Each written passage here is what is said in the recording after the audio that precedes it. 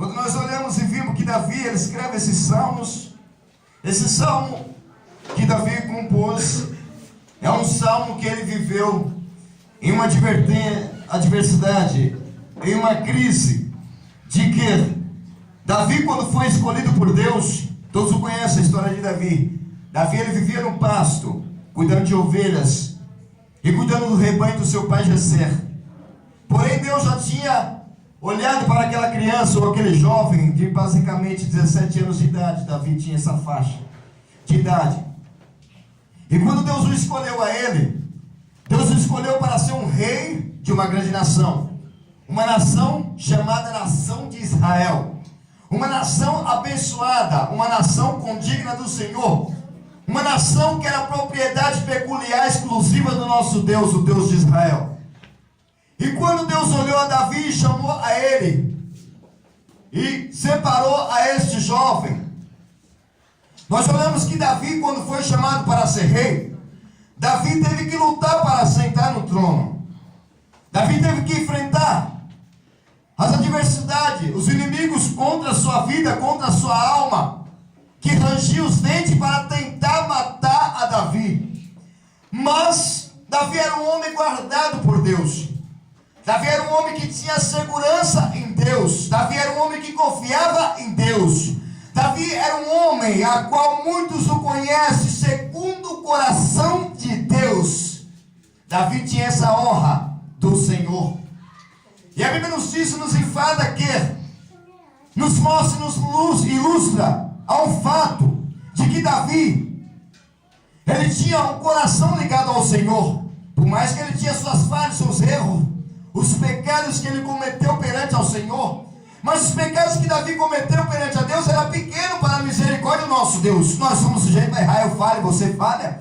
E a misericórdia de Deus é maior do que o infinito. É o infinito dentro do finito. O continuará o sol brilhar, continuará a misericórdia de Deus com a sua vida. Porque Deus sabe que nós somos seres humanos, somos falhos. Nós somos sujeitos a dormir e não acordar mais. Nós só levantamos porque o Senhor nos sustentou. Nós estamos de pé porque o Senhor nos sustentou. Nós estamos respirando esse ar porque o Senhor nos ama e nos perdoa de todos os erros que nós cometemos contra o Senhor.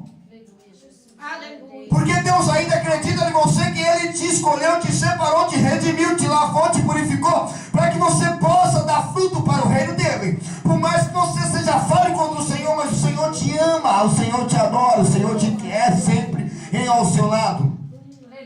E quando eu leio a Davi, segundo o coração de Deus, um jovem que foi chamado para o reinado de Israel, a Bíblia não diz que Davi, ele ficou 7 anos em Hebron, fugindo do seu inimigo, carrasco, que era Saul, que era amigo que virou inimigo ao mesmo tempo. Por Davi matar um gigante chamado Golias, todos o conhecem. Não por ele matar, mas que o Senhor usou a vida dele, porque nós, seres humanos, não conseguimos nada. Toda a honra e toda a glória seja dada ao Senhor, porque Ele é na sua vida. E se Ele não for, você não consegue nada. Se Ele não estiver com você, você não vence a batalha. A Bíblia nos diz em livro de Isaías, profeta Isaías, capítulo 54, e o versículo de número 16 e 17, o Senhor é que cria o ferreiro, o Senhor é que cria a arma, o Senhor é que faz a arma, o Senhor é que faz a guerra, o Senhor é aquele que dá a vitória para o seu povo, e o Senhor é aquele que tira a vitória do seu povo. O Senhor é o que abençoa, o que amaldiçoa, o Senhor é o que exalta, o que abaixa, o Senhor é que dá a alegria e também tira a alegria. O Senhor é Deus juízo e Deus amor. O Senhor é. Glória a Deus, aleluia. Então nós só fazemos porque o Senhor está conosco. Porque se o Senhor não estiver comigo nem com você, nós não seremos nada. Imensamente nada. E a Bíblia nos diz que Davi, quando foi separado para o trono, muitos o tentaram destruir a vida dele. Porque o inimigo, ele sabe da presença do homem, mas ele não sabe do futuro. Porque o futuro pertence ao nosso Senhor, o único onisciente, que sabe das coisas que há de vir, sem que a palavra expressa na boca, o Senhor já o conhece, sem que os ossos foram formados no ventre, no útero, na madre, o Senhor o conhecia, a história de Davi. E somente o Senhor sabe a história do ser humano. O Senhor sabe o futuro do homem. Satanás, ele só vive ao redor. Ele tenta ao derredor bravar, tentar burlar, ungir, tentar consumir o ser humano. Mas quando o Senhor coloca as mãos sobre a tua vida, não tem Satanás que o impeça, não tem Satanás que tira o seu trono, não tem Satanás que rouba o escolhido, não tem Satanás que leva o escolhido, não tem Satanás que tira a promessa do homem que Deus o fez. Porque o Senhor está contigo. Quem pode dar glória a Deus por isso? Glória a Deus, posso ouvir um glória a Deus por isso? Posso ouvir um aleluia por isso? Posso ouvir um glória a Deus que Deus te escolheu, Deus te separou, Deus te chamou para você ser um herói na vida, como os heróis da fé. Deus te chamou para você fazer a diferença. Deus te chamou para que você seja carimbado a marca do sangue dele na sua vida. Não há condenação nenhuma para aqueles que vivem em Cristo Jesus, que andam no Espírito, que retira a carne. Você pode dar glória a Deus por isso? Aleluia. E eu olhando e vendo que muitos tentaram contra a vida de Davi, mas não conseguiram. Davi, quando escreveu esse salmo, de número 3, ele começa a contar as suas adversidades. Adversidade é aquilo que é contrário da alguma coisa. Davi, ele enfrentou milhares, por isso que ele fala 10 milhares, eu não temerei 10 milhares que podem me fazer o mal. Ou muitos o confiam em carros, em cavalos, mas nós faremos menção do nome dele. Muitos o tentam cercar a sua vida, como diz aquele que se ajunta contra ti, não vai permanecer contra ti, porque o Senhor é contigo. Aleluia. Não adianta Satanás fazer batalhas, tentar travar a batalha. Não adianta Satanás reunir as comitivas do inferno para tentar parar a sua vida. Não adianta Satanás no sono você cair na cama e Satanás dizer: agora eu vou fumegar na vida dele, agora eu vou destruir a vida dele, porque ele dormindo não está com nada. Mas eu quero dizer essa noite que você dormindo, você vai acordar, porque o Senhor vai te sustentar. Você vai deitar e vai dormir, vai colocar a cabeça no travesseiro e vai parar de pensar nas dificuldades, nas adversidades da sua vida, porque o Senhor é contigo. Quando Jesus estava na ponta do barco, levantou aquele mar bravo.